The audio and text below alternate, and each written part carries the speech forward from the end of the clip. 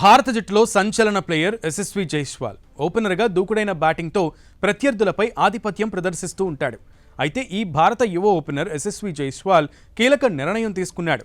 దేశవాళీ క్రికెట్లో తన స్టేట్ టీం నుంచి మారాలనుకుంటున్నట్లుగా వెల్లడించాడు. ఈ మేరకు ముంబై క్రికెట్ అసోసియేషన్కు నో అబ్జెక్షన్ సర్టిఫికేట్ కోరుతూ లేఖ రాశాడు. మా నుంచి అతడు నో అబ్జెక్షన్ సర్టిఫికేట్ కోరాడు. గోవాకు మారాలనుకుంటున్నట్లుగా తెలిపాడు.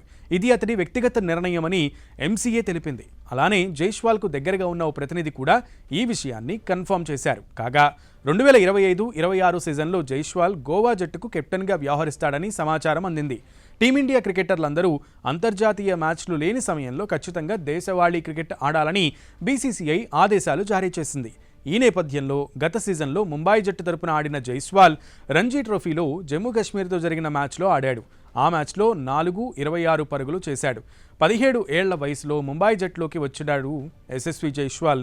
అయితే 2018-19 సీజన్లో ముంబై జట్టు తరపున రంజీ ట్రోఫీ అరంగేట్రం చేశాడు. 2022 సీజన్లో కేవలం 3 మ్యాచ్ల్లోనే 83 సగటుతో 498 పరుగులు సాధించాడు. అతడి అత్యధిక వ్యక్తిగత స్కోరు 181. ఆ సీజన్లో ముంబై ఫైనల్కు చేరడంలో కీలక పాత్ర కూడా పోషించాడు.